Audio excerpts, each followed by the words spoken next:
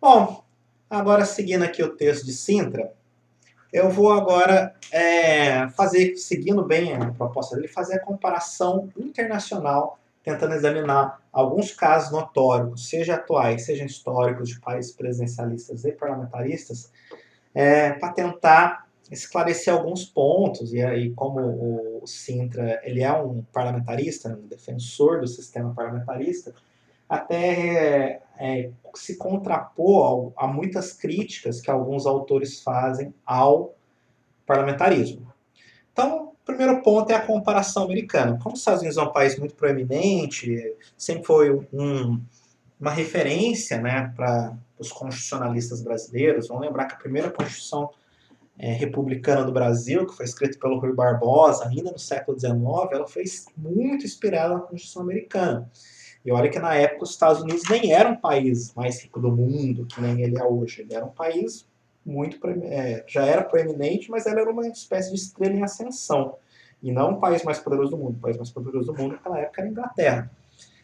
Então, mas ele acreditou que, por ser também um país continental, um país muito diverso, o melhor exemplo do Brasil era os Estados Unidos. E óbvio que essa influência americana só cresceu ao longo do século XX, onde os Estados Unidos, né, foi o país que se tornou mais poderoso do mundo no século XX. Vamos ver até quando ele vai continuar como o país mais poderoso do mundo, né, uma vez que tem outra estrela em ascensão, que é a China hoje em dia. Mas vamos lá. Além dessa ascensão americana, a própria proeminência que o país tem, ele também é interessante em termos teóricos, porque ele é o país onde o presidencialismo amadureceu, por ter. Os Estados Unidos também tem um fato político notável, que ele tem uma estrutura política muito estável, eles ainda estão na mesma Constituição, a Constituição que foi, sabe, feita lá na Convenção de Filadélfia, em 1776. Eles estão com uma lei que foi criada em 1976, e foi uma lei que foi pouco alterada nesses mais de 200 anos de história constitucional americana. Né? Então, eles estão com uma Constituição muito antiga e muito estável, e ainda plenamente em vigor, sem qualquer demonstração de enfraquecimento. E é uma Constituição presidencialismo, nós podemos ver os efeitos de longo prazo do presidencialismo. Né? E um ponto que o Antônio Octávio Sintra ressalta é que um dos segredos do sucesso do sistema político americano é o fato de que lá o presidente ele consegue governar acima dos partidos. Ou seja, para ele conseguir governar, ele tem que governar acima dos partidos. Ou seja, o presidente ele precisa se libertar da sua própria facção, ou seja, do seu próprio partido, para representar a nação como um todo e assim obter o apoio do partido rival. Né? Isso vai ter uma consequência que é pouco intuitiva e realmente é um insight muito interessante que o Antônio Octávio Sintra teve e que nós vamos então explorar um pouco mais para frente. Né? Então, continuando aqui, vamos. Né? Bom, um outro ponto que às vezes as pessoas não percebem sobre o modelo constitucional americano, tem aqui um desenho esquemático da divisão de poderes entre os poderes dos Estados Unidos, né, o braço executivo, o braço legislativo e o braço judicial. Bom, no modelo de separação de poderes do presidencialismo americano, ele não foi feito para criar um presidente imperial, mas para dispersar o poder. Aí o nome presidencialismo é um pouco enganoso. Olha como o poder das palavras é grande, né? E que como às vezes o nome da palavra mais do que o significado nos trazem ideias na cabeça que muitas vezes são ideias equivocadas. Quando a gente fala presidencialismo, o que você pensa? No presidente, a figura central do poder. No parlamentarismo, você pensa no quê? No parlamento, um órgão colegiado, onde tem divisão de poderes. Mas se eu falasse que o sistema americano é um sistema de separação de poderes e o sistema inglês é um sistema de união de poderes, você ia pensar coisas diferentes, né? Porque se eu falar em separação de poderes, você vai entender em dispersão de poder. E eu falar em união de poderes, que é um caso parlamentar, você vai pensar em concentração de poder. E essa segunda visão ela é muito mais adequada à realidade. O modelo americano é um modelo que foi feito para distribuir o poder em vários braços para o quê? Para impedir a tirania. A ideia lá dos constitucionalistas, lá na Convenção de Filadélfia, em 1776, é dividir o poder, né, entre vários ramos independentes, né, que vão um equilibrar o outro para que nenhum ramo se tornasse autoritário. Se tivéssemos um presidente autoritário, você poderia recorrer ao Congresso ou ao Judiciário para poder moderar o poder do presidente. Se o próprio Congresso se tornasse autoritário, houvesse um líder aqui populista que quisesse aprovar leis autoritárias, o presidente poderia vetar essas leis através do seu poder de veto, que nos Estados Unidos é maior do que o... É maior, não é? Depois eu falo um pouco mais sobre isso, né? Mas é um poder... nos Estados Unidos é extremamente difícil derrubar o veto do presidente, ao contrário no Brasil, né? O contrapeso disso é que o presidente ele não pode vetar partes da lei. Ou ele veta a lei toda, ou ele não sanciona ela toda. No Brasil, o presidente pode vetar parágrafos, incisos, né? Mas, por outro lado, para derrubar o veto do presidente brasileiro é bem mais fácil. Nos Estados Unidos é extremamente difícil derrubar um veto presidencial. Então, o seu Congresso aprova leis autoritárias, o presidente pode votar. Ou você pode recorrer à Suprema Corte para declarar as leis inconstitucionais, a chamada revisão judicial, coisa que não existe no sistema inglês. Então, o modelo americano ele foi feito para dar garantias de direitos e não para ter um Estado proativo. O resultado prático de você ter um sistema de divisão de poderes em ramos mais ou menos equilibrado, nenhum ramo do sistema americano tem um poder grande a ponto de dominar os outros ramos do poder, os outros braços do poder.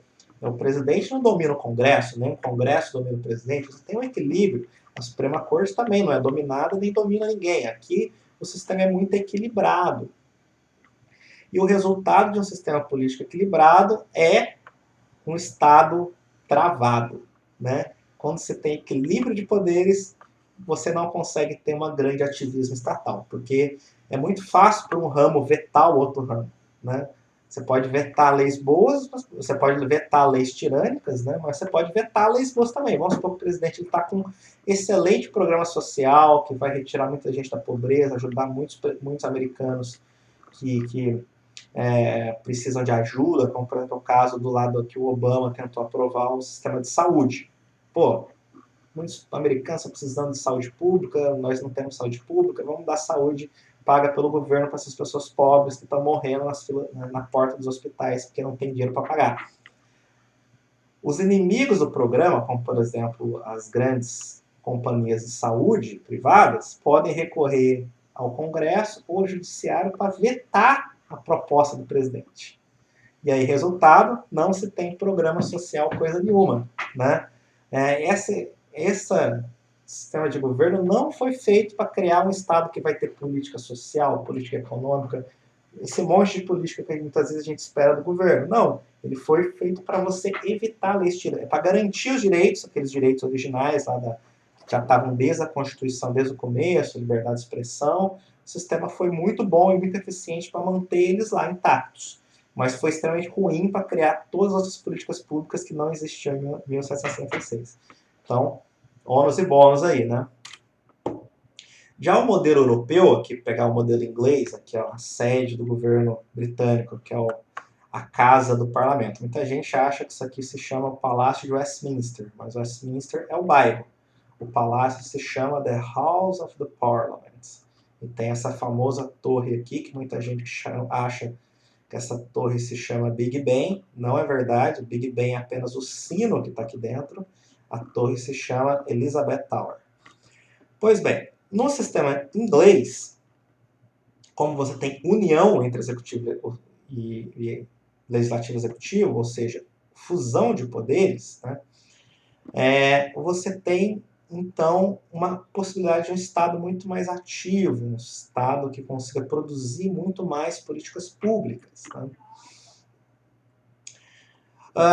O outro fator também que tem a ver com o que eu falei é a questão no vídeo anterior, lá sobre presidencialismo e parlamentarismo, é que como a responsabilidade do governo está sobre as costas do partido governista, que eles têm que compartilhar com o primeiro-ministro a responsabilidade pelas decisões, Os partidos do parlamentarismo se sentem muito mais como partícipes do governo do que pessoas de fora, do que espectadores de fora.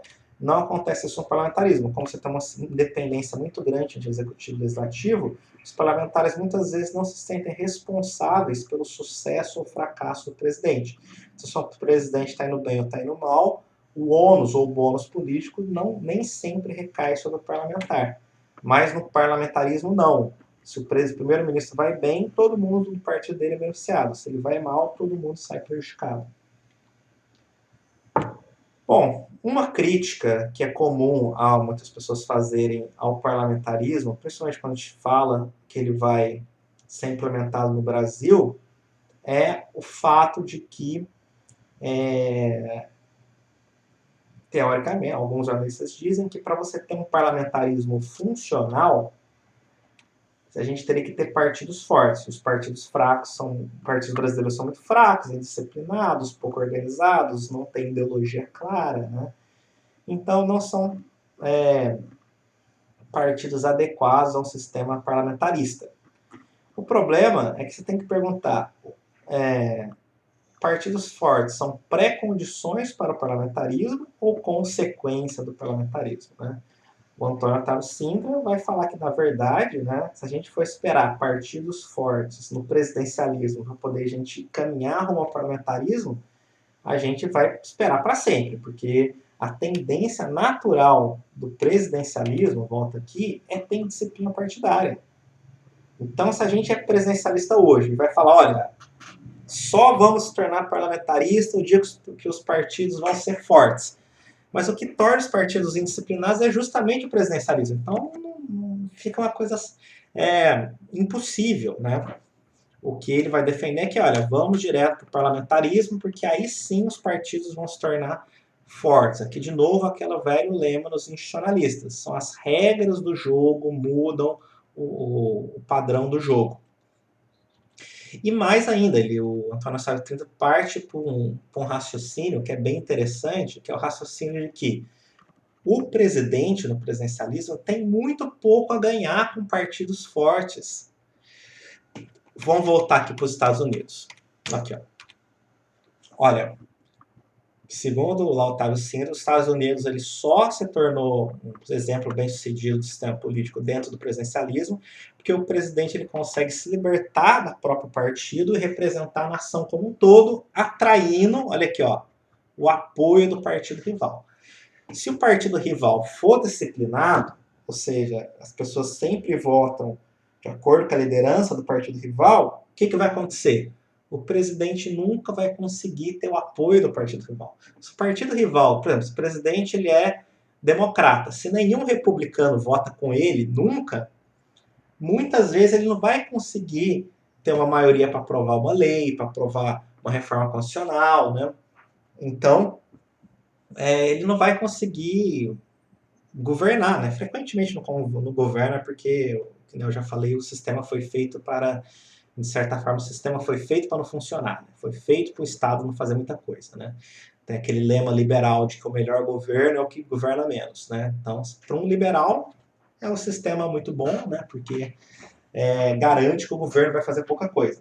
Mas para quem quer ou acha que o governo deve fazer muitas coisas, e as pessoas no Brasil, seja a direita, seja a esquerda, acham que devem ter reformas, vou voltar aqui no outro vídeo e falar, olha, um cara de direita, mesmo liberal, ele vai falar que o governo brasileiro tem que fazer muitas reformas. Por quê? Caso aqui, volta, para comportar muita coisa. Por causa disso aqui, ó. Um liberal brasileiro, diferente do liberal americano. O liberal americano acha, pô, se não tiver proposta nenhuma, tá ótimo. O liberal brasileiro vai falar, não, aqui no Brasil as coisas são diferentes, porque a gente tem como herança dos regimes militares, lá do Getúlio Vargas, a gente tem herança muito em estado desenvolvimentista que a gente precisa alterar. Então, diferente do liberal americano, o liberal brasileiro é a favor de um governo ativista, mesmo que seja um ativismo rumo a reformas econômicas liberais. Então, vamos continuar aqui. Continua. Não, pronto, tá bom. Tá, então continua aqui, olha. Então, assim, o que fez o sistema americano funcionar foi o fato de que lá o presidente consegue, não sem muito esforço, devo dizer, né? É muito trabalho para isso acontecer, mas lá, eventualmente, o presidente consegue obter o apoio do partido rival. Tem dois partidos, eles não são muito disciplinados, e essa disciplina às vezes ajuda o presidente, e com isso ele consegue aprovar as reformas que precisa, quando precisa. No Brasil, aí vamos colocar um pouquinho de Brasil aqui. Brasil, frequentemente, o governo consegue convencer partidos da oposição a votarem com o governo, ou então convencer partidos a entrarem na coalizão do governo. Então, ou seja, essa indisciplina partidária muitas vezes serve para ajudar o presidente. O presidente ele tem muito a ganhar, né? Então volta aqui. O presidente ele tem pouco a ganhar com partidos fortes e disciplinados e muito a ganhar com partidos indisciplinados, porque ele tem a caneta e pode usar essa indisciplina partidária para comprar o voto dos parlamentares da oposição, né? Coisa que num sistema de partidos verdadeiramente disciplinados seria, no mínimo, mais custoso. Acho que eu vou deixar o próximo vídeo sobre a França e a Alemanha para o próximo.